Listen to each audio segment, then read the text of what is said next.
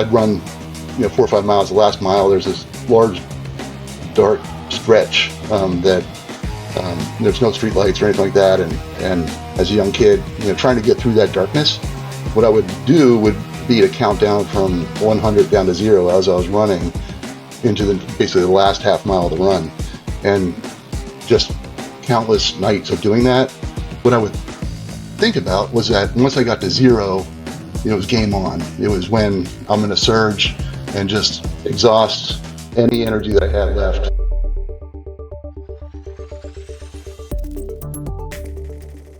Friends, thank you for joining us. Today we host another episode of Fight or Flight podcast, engaging discussions with innovators, creators, and provocateurs who faced insurmountable business or personal challenges to emerge stronger and more successful.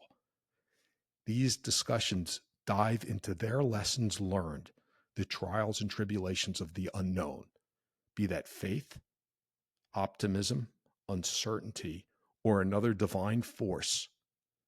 The opposing forces that bring forth a fight or flight seminal moment is the crux of our conversation and discussions. Today, I have the great pleasure of introducing a good friend of mine, Andrew Shinskie, also known as Andy, a true champion of innovation and a servant leader in the realm of government transformation.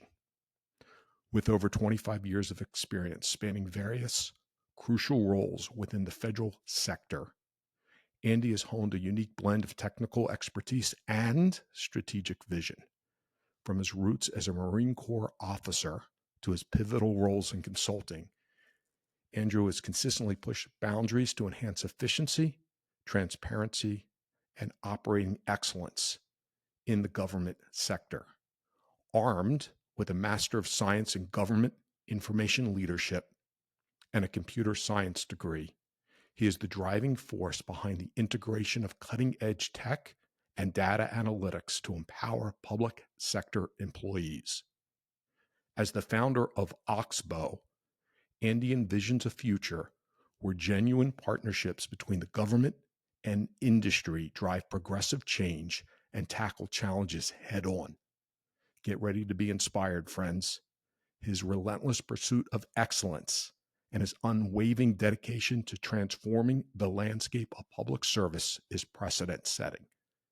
It's with a great pleasure that I say, Brother Andrew, thank you for joining us today. How was that intro, man? That's great, Myles. Really, it's very flattering. Very Oh, flattering. Yeah. it's a pleasure to have you in our circle and have you join us today. Thanks. Yeah, for sure. So let's just dive in, bro. Mm-hmm. Today, football game with your son. Did you guys win? Football game with my son, we did not. You And did not. it has But its own lessons embedded in it, right? I'm sure. How was the overall team play? It's good. Yeah, you get at a young age, you get such a range of talent. A lot of it's natural. A lot of it is, what has parents and siblings and coaches done, in the short time that the kids have been able to play. And so it's really fun to watch because you get that dynamic range Sure. of No, I skill get it. But it sort of provokes that conversation. How much of this is nature and how much of it is nurture? Yeah. And when I touch on nature versus nurture, I'm very curious and interested in hearing about your background and what brought you to the point of being a Marine Corps officer. And if you could take us through that trajectory and maybe pivotal moments, and then we'll lean into from your government work to the new consulting group. Absolutely. Right. Yeah. So I think for a lot of folks that are listening, it's there's always a person, there's always an event that folks basically look back on, and it gives them strength and energy, throughout their life. And when I reflect back, a lot of it has to do with family, and a lot of it has to do with role models within the family.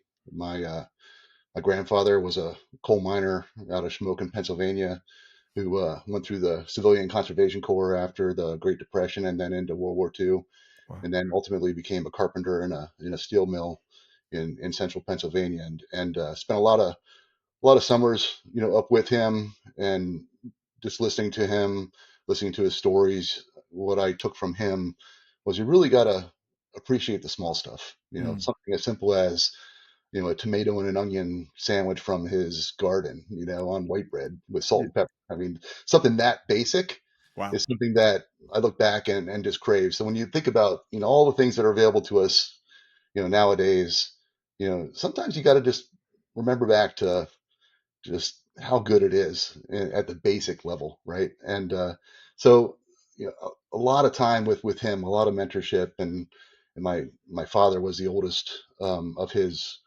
siblings, and my father was, the most unselfish person I've ever known. Always would do something for others, even at the expense of his own time. And he was someone that wasn't afraid to get into the second or third level deep into a conversation. It was not Wow. shallow conversations with him. And for a man in this world, I think that when you think about how that creates a basis for how you're going to live your life, where you're Yes. not afraid to essentially show some vulnerability and get down into those deep conversations.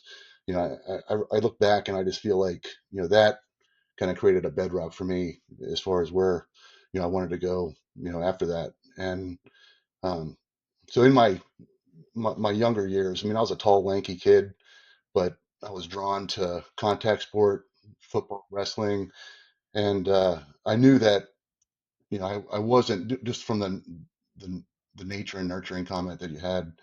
I knew that I didn't have necessarily the natural ability in my younger years, but what I did know is that I could choose to work harder than anyone else, right? Amen. So I remember, wrestling practice, it's fall, winter, and getting home from that and deciding, what, I'm going to go on a 4 or 5 mile run afterwards, just because I know that nobody else probably is doing that. I love And it.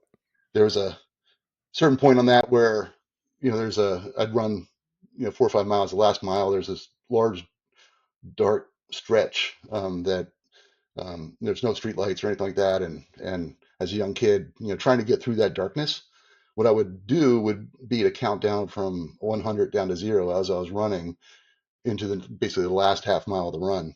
And just countless nights of doing that, what I would think about was that once I got to zero, it was game on. It was when I'm going to surge and just exhaust any energy that I had left in that final half mile of the run, right? And what I did was I took that same concept, and during a wrestling match, I'd find a place against the wall, I'd put my hoodie down over my head before my match, and I'd just count from 100 down to zero before my match, right?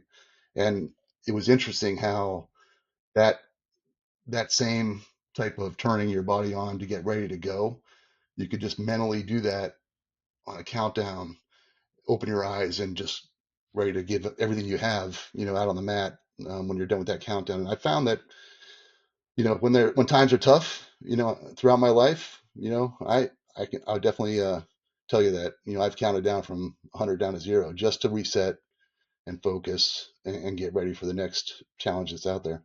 So value based mentor got you, solid. You had a really strong foundation. You had an archetype that would give you an example of who to embody. But this countdown and staying mindful and in the moment's quite unique. Did someone teach you that, or is that a discovery that came to yourself? Honestly, it was the fear of getting through that dark patch of road. As a young kid, being afraid of the dark. Basically, how do I get through that and Wow.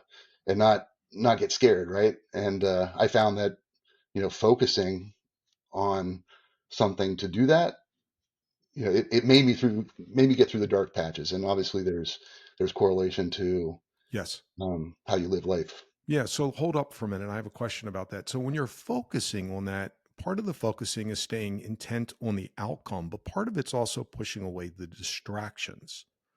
So how did you learn to hone your mind? And can you give us an example of a pivotal moment as an adult where you're like, holy shit, I got to lock down and figure this thing out because it's tough. And how did Ab- that play itself? I'm just curious because mhm. I've been through some tough times, and this is something that I've read about a lot. So it's quite remarkable to hear you speak about it. Yeah, absolutely. I mean, I'm surprised at that young of age, Hmm. basically before I was 18, I basically was able to find that. And I think I attribute to, I remember I read this book Hmm. in high school. It's Jonathan Livingston Seagull by Richard Bach. I'm not Yeah. sure if you have heard of that, but the basic of the book is you have the seagull, right? And living at the beach, there's basically a process of, what you're supposed to do as a seagull. You're supposed to fight for scraps of food, along the boardwalk or whatever the case is. And Jonathan Livingston Seagull decided that, he was not going to follow that same route. He's going to fly out to sea. He's going to fly up, as high as he could, and he's going to perfect a dive like a hawk would, Wow. because he just loved the aspect of speed. And through the book, you learn how. I mean, and any small twitch of a tail feather, could make drastic turns, when he's in these high speed dives, to the point where, many times he would slam into the water and knock himself out, Oh, and then, get back up, fly back up and try it again. So, that book in particular, I wow. think, gave me this insight of, what, you don't have to be what is expected of you. You can make your own future. You just have to believe that there's no limits that you place on you. Wow. Powerful commentary at a young age. Yeah, Normally, people in their 20s are starting to come to that discovery. So remarkable. So take me from that point. You are a U.S. Naval Academy graduate. Is that correct? that's correct. Right. Were you a Seagull in the academy, or take me through this sort of mindset of wrestling, football, 18 years old. Next thing you know, you're going to the academy, and that's pretty remarkable as well. It was, and there's a story there. As far as like I applied. This was my dream, right?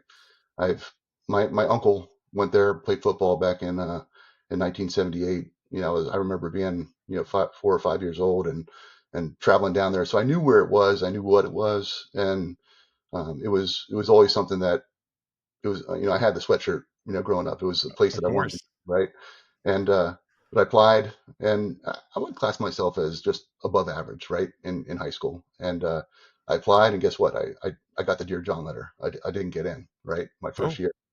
And so thinking about, what do you do in that scenario? Do you exhale? Do you give up? What do you do? And but we basically I was able to attempt again, and um, the academy came back and said, "Hey, listen, Andy, you didn't get in, but you're kind of in that next tier, right above, the line as far as getting in that year." And what the academy offered through this foundation was they would send me to a private prep school for basically a 13th year of high school for okay. a year. And if I did well, then I was guaranteed admission into the next year's class. And so again, it was just this like, wow, Wow. okay, I got the Dear John letter, and then a Yeah. month or so later, I get this other letter saying, there's still a pathway to get you here, and I took it, obviously.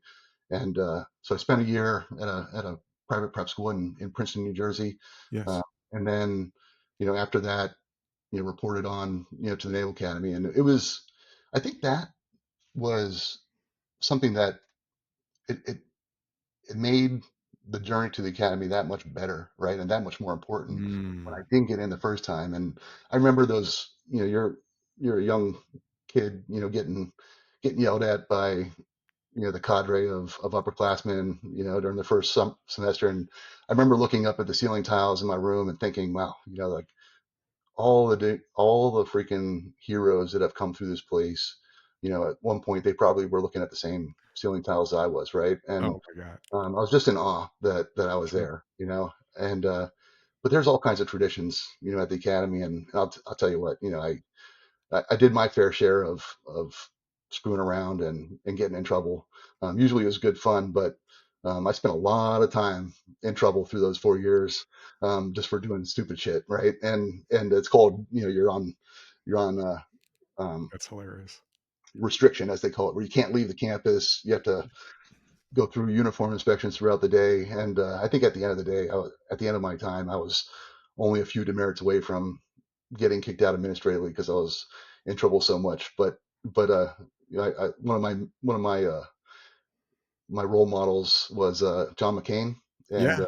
who went to the academy. And after doing some research on him, I found out that he was in the same boat I was, as far as always in trouble, But sometimes for the right reason, right? Right. So it was, my time at the academy was just, it was again something that I had aspired to do, and to be part of that, you learn at a young age that you're part of something that's bigger than yourself, right? Wow. It's not, you're not going to school to get the degree, to put a spotlight on yourself, to make you the best of something.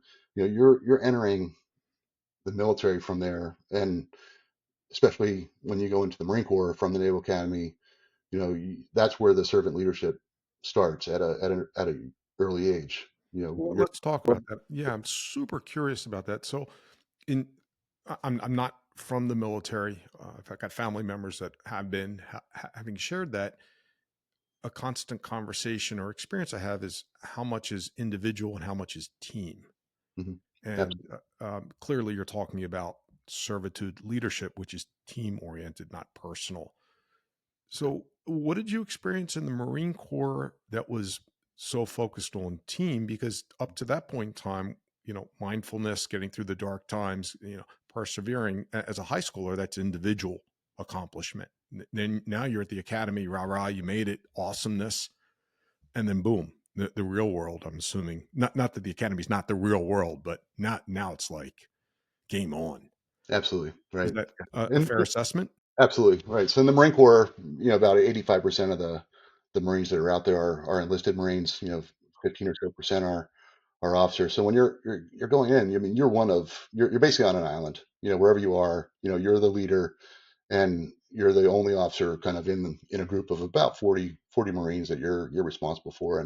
And in that group, most of them are, into the 18 to 22-year range. The Marine Corps is the youngest of services as far as your average age.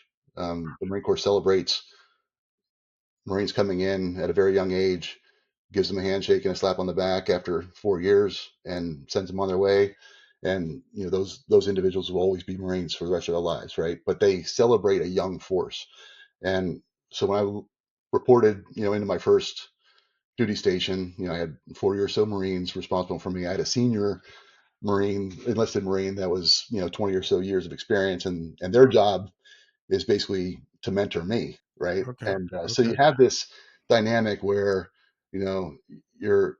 I spent 4 years, 5 years after Marine Corps training, um, where you're responsible. You're the one, Yeah. responsible for the lives of these Marines, but you're 23, 24 years old yourself, right? So you're young, but all of a sudden the nation has put 40 Marines, their lives, their livelihood, under the responsibility of some 24-year-old man or woman, that's in charge of Hmm. them. So, I mean, that when you think of a differentiator between the normal college route and what the military offers you, you don't have a choice. You're showing up and you're in charge. And the question is what type of leader are you going to be?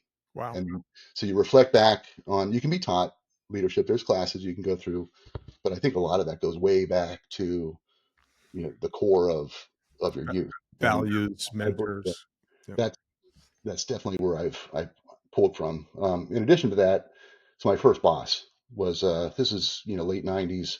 My first boss was one of the last Vietnam veterans that was in the Marine Corps, and Major Lonsdale Terry was his name, and he was old school. He was in the military. When you report to a senior person, technically what you're supposed to do is walk in, stand 6 inches in front of their desk, get a position of attention, and basically report and wait for instruction, from your senior. And that's how he operated. So, as a young second lieutenant in the Marine Corps, I would do that. And in most cases, he could either be chewing my ass or give me compliments, or, at some point tell me to sit down and let's have a kneecap to kneecap discussion on life and everything. And all those things happened with Major Terry, but there's a couple of times where, I push the limits, on just how to basically have my platoon of Marines, do well. And there were times that I know I took, basically he was taking flack for some of the decisions I'd made. And a couple times I got called in, and I was worried that something bad was going to happen. And then, a week later, I found out that, Major Terry kind of just made it go away, and so there's this, something I learned there is you can have hard love, you can be really hard on someone because you love them, and there's in Marine Corps, there's this concept of agape love, right? Where you just, it's part of your role as a leader is to love your people, but it doesn't mean you're going to coddle them. It just means that you care for them. And that was one of the first lessons I learned. And I was lucky enough to have someone like that went through the Marine Corps. When you can imagine, his time, African American Marine, going through Vietnam, coming back to a nation that wasn't necessarily thankful, of their service, going through a number of years where the military was in kind of disarray in the 70s, and to basically get through that and have the positive attitude that he did with me is pretty exceptional. And things like that are scenarios and lessons learned where, you know that's where the pay it forward concept comes through. The leadership and the guidance and the role model that he created for me is basically a challenge for me to do the same thing for, the next generation. And what happens to the individual that doesn't have the role model or a value-based upbringing like you did? And where do they find the perseverance and the perspective? Because I think it's your perspective that gave you the strength to Mhm. persevere and to accomplish. Can you speak to us for a Yeah, moment? Because I'm sure you ran into a few in your military training and also outside of it. yeah, absolutely. I think this really falls back on the core aspect of your podcast here. The fight or flight, right? Where, even if you didn't have a strong upbringing like I feel like I did, you're always going to have a point where you have to make it. There's some. I think everybody, that's listening to this, there's probably one or two or three or who knows how many um, positions or points in their life where they had to make a decision that was a kind of a strategic decision for where their life would go, right? And and that type of scenario, it doesn't matter kind of what your upbringing is, that type of scenario could happen to anyone. There's just as many of my friends and peers, that had horrible upbringings, and but it's from me, there's no model, there's no template. It really comes down to, how much passion does someone have to do what they want to do, regardless of what type of skills they have or what type of background they have. At the end of the day, there's still the ability to choose. Everybody has the ability to choose. And so that the concept of, is there a ideal pathway to get to success? I believe that there isn't. I believe that it's really individual, and it doesn't. And people can fail and fail, and then the third or fourth time they see the light and can all of a sudden make a difference for their life and themselves. And I've seen that in the Marine Corps, where a lot of times the reason why enlisted Marines and officers get into the Marine Corps is because something bad happened in their Yeah. life, and the Marine Corps was the only option that they had. And then the Marine Corps gave them challenges where they could choose on how to basically, reset their path in life. And Nice. that's one of the best gifts that the Marine Corps offers the American youth is that ability to reset and and be successful. Fantastic. So, choice, the opportunity to decide whether you want to fight through it or whether you want to tap out and move on. Not that there's a right or a wrong, and I'm a big proponent that Mhm. success is very subjective. You and I may define success differently, and it's when you're comfortable in that space that you're truly winning, because then you're in control of your own domain. Recognizing that, and I really appreciate that. Can you speak a little bit about how you've pushed boundaries to operate more effectively and efficiently? I know you have a master's of science in government information leadership and a computer science degree. So the analytical mind's there, and clearly the empathetic mind's there, because you just spoke to us about that. Um, Talk to us about the role in the Corps. And then from there, can you pivot and take us to Oxbow? Because Yeah. what a remarkable launch, art of the start. Absolutely. Yeah. So I think that when we think about like what does it take, you know, and it goes back to choice, like you're Choice. mentioning, where you look at your life and you basically ask, how hard, do I want to work for something? And I remember there was a time I was stationed out in Kansas City, Missouri, Right. and at the time, I had two young kids. My wife was a Marine. Okay. And again, the choice aspect of it, we would, get the kids ready, take them to daycare, drive together to work. You had an hour and a half at lunch. We'd What a spend grind. Yeah. 30 minutes to get to the daycare. We'd see our kids for 30 minutes at lunch, even though we didn't have to. 30 minutes back, work the rest of the day. I'm basically the things I'm saying. I basically are real common to a lot of the folks they're listening here. Um, put the kids to bed. Spend the evening with them, and specifically for me, the choice came where I wanted to work harder. It goes back to that running that 9 or 10 at night back in high school, right? So I jump in the car and I drive back to work at 10 p.m. Because Mm. there's things I had to do on the network that I could only do at work, and there's a Marine duty on board. There's always a Marine on duty, at most bases, and I got into this habit of driving into work. I'd stop at like a Wendy's in Overland Park, Kansas, and drive in, and I'd get basically a meal. And so as I'm walking to my office, there's a duty there, and I'd walk in the walk in the command and give the Marine, a Bro, that's cheeseburger, amazing. fries, that kind of stuff. And Super I'd cool. work, and 1 or 2 a.m. in the morning, I'd kind of close the laptop and drive back home, get some sleep, and repeat, the next day. And the interesting thing about that is, so 15 years later, and this is kind of the tie-in with Oxbow, is 15 years later, I was retiring from the Marine Corps, Hmm. and it, not that I didn't know it, but one of the Marines that I had, given that food to Yeah. on one random night in Kansas. That Marine, he was hit by an IED in um, Oh, Iraq, and basically converted from a motor transport driver because he couldn't drive anymore to financial management, and then ultimately started his own company. And 15 years later, I'm retiring from the Marine Corps, and I get this phone call from him, stop. and he says, "Hey, let's have lunch." No And kidding. I had lunch with him, and that evening, I had this offer letter that I couldn't refuse. And so, I'm leaving the Marine Corps and into this job that was from a Marine that I didn't even know his name necessarily when I gave him that food 15 years ago, and he remembered, and he reached out to me, and he offered this job to me, and in government consulting. And so it was just, again, it's just mind blowing, that there's such a circle there, as far as that coming back. And that started my career in government consulting. I spent about 6 years going from a small, it's called service disabled veteran owned small business Right. in the DC area. And we did well. A lot of Marines that were part of that a lot of former Marines that were part of the company, and we grew that company from a small business all the way. It was basically through some mergers and acquisitions.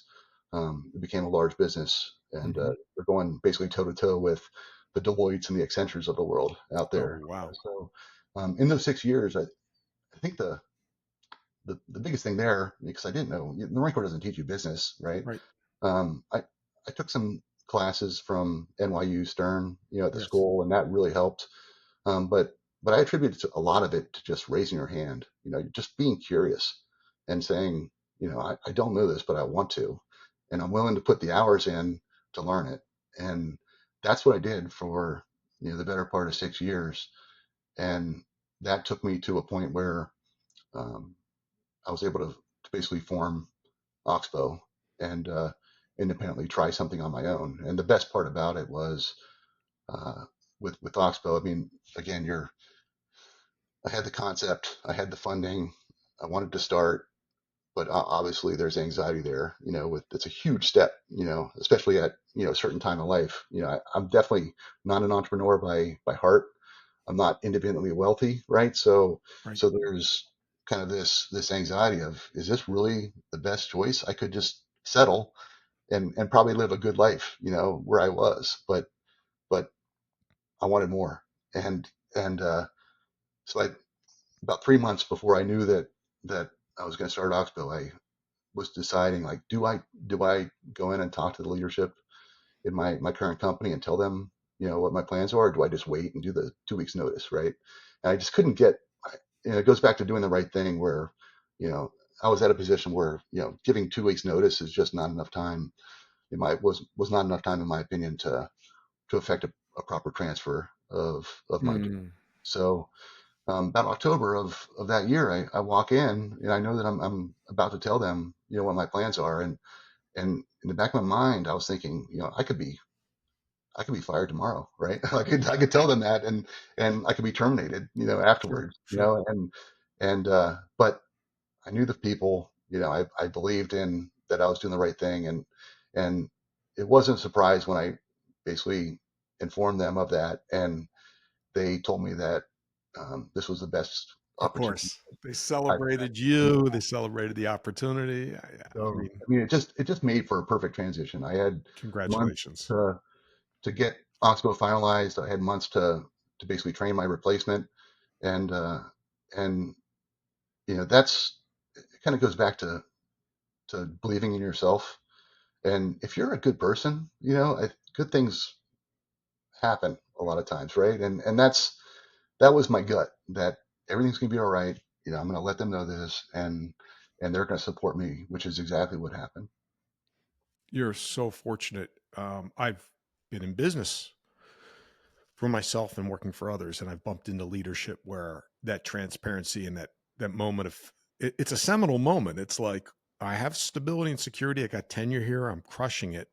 I want to be transparent, and you provide that level of transparency, and leadership isn't mature enough to understand how to deal with it. So they That's right. welcome, it's an automatic vote. Mhm. It's a non-vote. It's like a betrayal. Knowing you, and as we had discussed before you did it, I'm like, oh, or maybe I was talking to brother Dave. I don't remember who, but I was talking to someone. I'm like, oh, they're gonna tie him up. They're gonna celebrate him. This is the type of dude I want on my team every day. So, congrats. But let's hit pause for a minute. And what is Oxbow, and what are you doing? And I got where we are, and I'm excited to hear about where you're going. Right. Yeah. My approach towards life has always been empathetic, and that's so when I'm over those 6 years, when I was doing business development, but at the same time I was doing client facing support as well. And I love kind of getting kneecap to kneecap with folks, understanding kind of what their pain points are, what they're concerned about. You can't, it's really hard to do that unless you invest the time to Yeah, get in there and get right in front of them, right? And so that's always been my approach. And with Oxbow, if you think about the concept of Oxbow, so if you're familiar, like in olden times, you had the two ox, you have this kind of wooden band that goes over those ox called the yoke, and then you have an oxbow, which is the connector that connects that bow to the oxen, right? So the concept of Oxbow is, you have government as one ox, industry, ox, my company as the other. You're connected and you're pulling together. There's a load behind you that needs to move forward. It's not just you doing it. It's not just the government doing it. You're doing it together and you're connected, right? outstanding. So that's the visualization of why I found Oxbow to be relevant in a name, and how that I want that to basically become part of the culture of my company. The collaborative element. And what is it specifically, if you're able to speak Yeah. to it, that Oxbow does? Right. So we're government consulting, and there's a number of things that when you're looking at the company, a lot of times you basically look at yourself. What are you good at, right? And in my background is primarily in financial management and audit, in financial management systems, the Yeah. applications that companies use in logistics.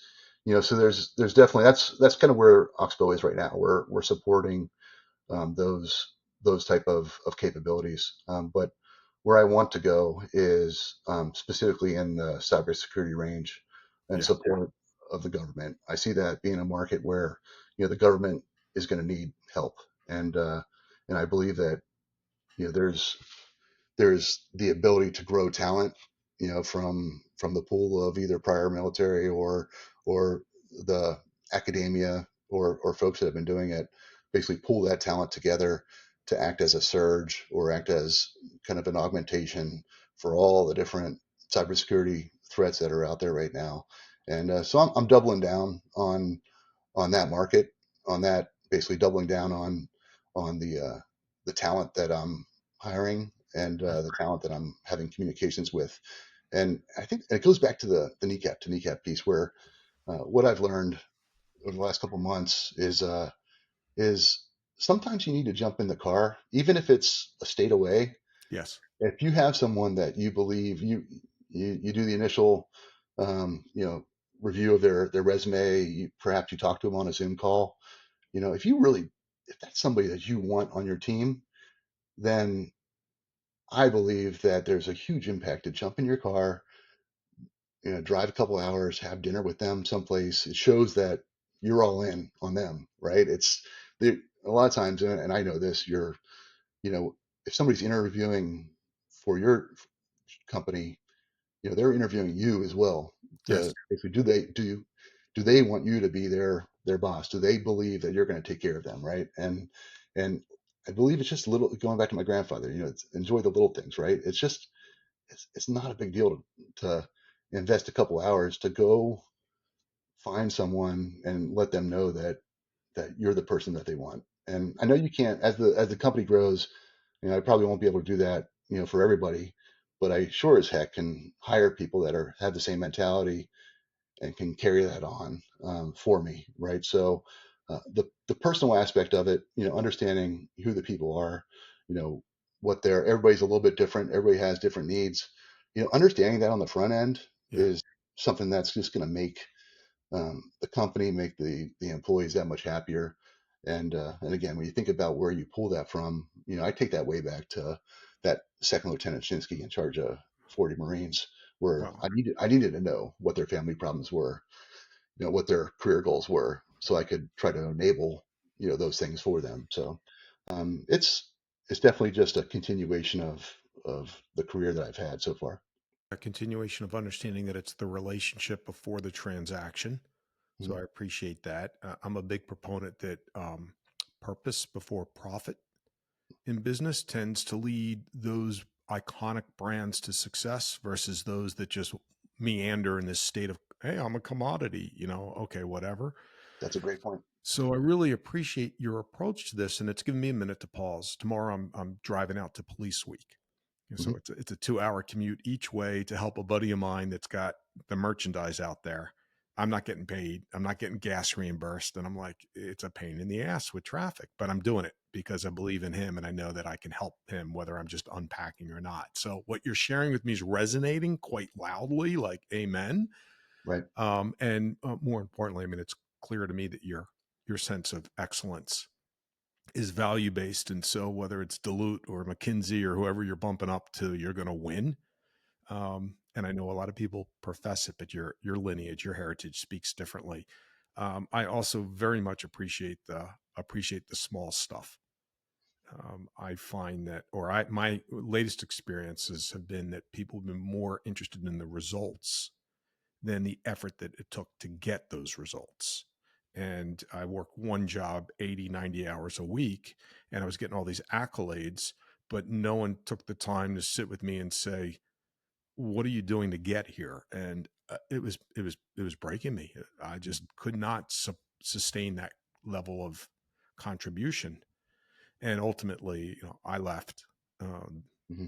laid off, whatever the right term is. But mentally, I started to lose the passion. And so I recognize you as one that's more focused on the path than the outcome. It's not to suggest the outcome's not mission critical. I get it, right? You're here, you got to drive value add. So, amen. I'm super excited for you. Someone that's interested in getting in touch with you. How does one go about doing that, whether it's for a speaking engagement Hmm. or football coaching or Yeah. business? How does that happen? Exactly. Yeah. So, I mean, if someone's interested, obviously there's a website. It's not oxbow.com. It's oxbow.pro, Pro. And so that's, if you go on to our website and take a look around, you'll see a lot of some thought leadership from me in the form of papers and articles. You'll see how the company's organized, what our mission is, what our corporate capabilities are. Fabulous. And you're on LinkedIn. I So am on someone, LinkedIn, so and someone, yeah, I love LinkedIn. I use it, every day, and I communicate with folks that I do know, and also, folks that I've either just met or want to meet. So, that power connector aspect of life, I think LinkedIn is a enabler to do just that. yeah, fantastic. Yeah, Andy, we're almost at the top of the hour now. This has been like an amazing conversation. I could just jaw with you for chop it up for like another Yep. 2 hours. I got so many questions that I want to ask Mhm. about situations that I've been in, and I'm like, hey, I went left. Should I've gone right? And I hit Brother Dave with a lot of those as well. So I'm Absolutely. grateful to have you in my circle. Um, I'm here to help you in any way that I can, anytime. And I'm excited. I'm excited to see where you're going to take the business. The kernels of truth that you dropped on us were remarkable. The mindfulness, the counting down, I think that all speaks to just centering oneself, Mhm. value based activities. I appreciate the servitude leadership, although I think the word servitude's abused in business too much today. But I kind of pivot back to your value based and what you're dedicated to, and that I recognize you as one whose principles are unwavering. And so, someone in business looking at potentially using Oxbow or currently engaged, you're going to give more than you take. I know that emphatically. I'm Mhm. not in your space, so I can't speak to that, but I do recognize talent and capabilities. And so I appreciate your service. I appreciate your friendship and your time this evening. Before we sign off, any quotes, any mantras, ethos, anything to salute us as we walk our evening off? How about believe you can and you're halfway there? How about Believe you can, and you're halfway there. You know what? I'm going to make you a T-shirt, brother. I that? got a T-shirt, some Yeah. cool, because I make gear, so I'm gonna swag you with some cool merch. It's just gonna come as my gift, and we'll pop it off there. Andy, thank you for chopping it up with us this evening. This has been nothing short of spectacular, and I'm looking forward to getting this one published and getting people your way. Thanks, Miles. It's always inspirational to talk to you. I really appreciate it. Back at you.